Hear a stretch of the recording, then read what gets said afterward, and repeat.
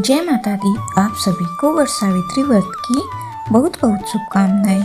वट सावित्री व्रत पति की दीर्घायु, अखंड सौभाग्य और सुखी वैवाहिक जीवन के लिए अत्यंत श्रेष्ठ माना जाता है। इस दिन सुहागन महिलाएं बरगद के पेड़ की पूजा करके देवी सावित्री और सत्यवान की कहानी सुनती हैं। देवी सावित्री जिन्होंने अपने दृढ़ निश्चय से यमराज जी से अपने पति सत्यवान के प्राण वापस लाए थे और यह व्रत अटूट प्रेम और समर्पण का प्रतीक है। तो आप सब भी अपने पति की दीर्घायु और अखंड सुहाग की कामना से इस व्रत कथा को श्रद्धा और विश्वास के साथ पूरा सुनिएगा। सावित्री और सत्यवान की कथा सबसे पहले महाभारत के वन पर्व में मिलती है।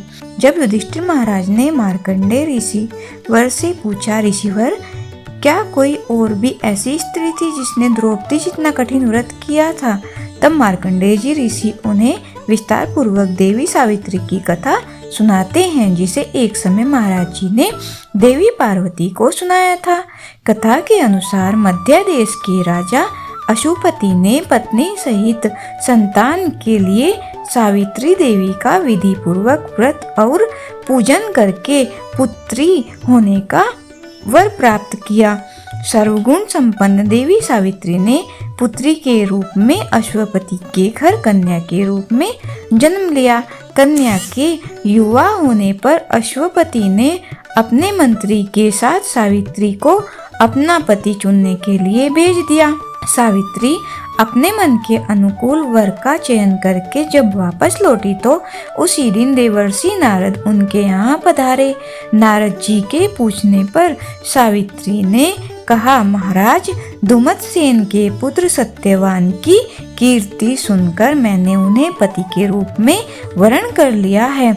नारद जी ने सत्यवान और सावित्री के ग्रहों की गणना करके अश्वपति को बधाई दी और सत्यवान के गुणों की भूरी भूरी प्रशंसा की। साथ ही यह भी बताया कि सावित्री के 12 वर्ष की आयु होने पर सत्यवान की मृत्यु हो जाएगी। नारद जी की बात सुनकर राजा अश्वपति का चेहरा मुरझा गया। उन्हें यह बात जानकर बड़ा दुख पहुंचा। तब उन्होंने अपनी पुत्री सावित्री से किसी अन्य को अपना पति चुनने की सलाह दी, किंतु सावित्री ने उत्तर दिया कि पिताजी, आर्य कन्या होने के नाते जब मैं सत्यवान का वरण कर चुकी हूँ तो अब मैं चाहे अल्पायु हो या दीर्घायु, मैं किसी अन्य को अपने हृदय में स्थान नहीं दे सकती। देवी सावित्री ने नारद जी से सत्यवान की मृत्यु का समय ज्ञात कर लिया। कुछ समय के बाद सत्यवान और सावित्री का विवाह हो गया। अब सावित्री अपने सास ससुर और पति के साथ जंगल में रहने लगी।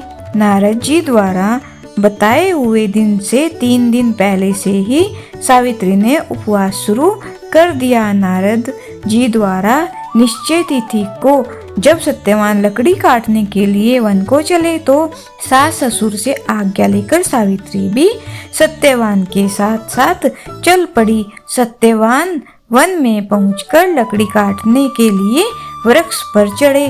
वृक्ष पर चढ़ने के बाद उनके सिर में भयंकर पीड़ा होने लगी। सत्यवान पेड़ से किसी तरह नीचे उतरे।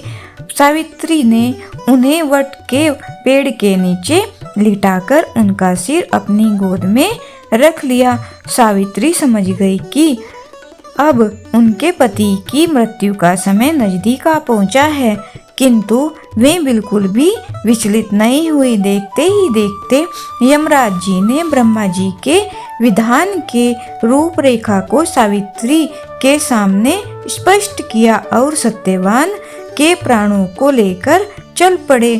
कहीं कहीं पर कुछ कथाओं में ऐसा भी उल्लेख मिलता है कि वट वृक्ष के नीचे लेटे हुए सत्यवान को सांप ने डस लिया था। सावित्री सत्यवान को वट वृक्ष के नीचे लिटाकर यमराज के पीछे पीछे चल पड़ी। पीछे आती हुई सावित्री को यमराज ने वापस लौट जाने का आदेश दिया, किंतु देवी सावित्री ने विनम्रता पूर्वक कहा कि महाराज, जहाँ पति जाते हैं वहीं पर पत्नी को भी जाना चाहिए। यही पत्नी धर्म है और यही मर्यादा है। ऐसा कहकर सावित्री यमराज के पीछे पीछे चलने लगी। सावित्री की धर्मनिष्ठा से प्रसन्न होकर यमराज बोले कि पति के प्राणों के अलावा कुछ भी मांग लो। सावित्री ने यमराज से अपने सास ससुर के आंखों की ज्योति और दीर्घायु मांगी। यमराज तथास्तु कहकर आगे बढ़ गए। सावित्री फिर भी यमराज जी का पीछा करती रही, उनके पीछे पीछे चलती रही। यमराज ने अपने पीछे आती सावित्री से फिर वापस लौट जाने का आग्रह किया तो सावित्री बोली कि प्रभु, पति के बिना नारी के जीवन की कोई सार्थकता नहीं होती। यमराज जी ने अब की बार भी सावित्री के पतिव्रत धर्म से खुश होकर फिर से वरदान मांगने को कहा। इस बार उन्होंने अपने सास ससुर को खोया हुआ राज्य वापस दिलाने की प्रार्थना की। तब तथास्तु कहकर यमराज जी आगे चल पड़े। सावित्री अब भी यमराज जी के पीछे पीछे चलती रही।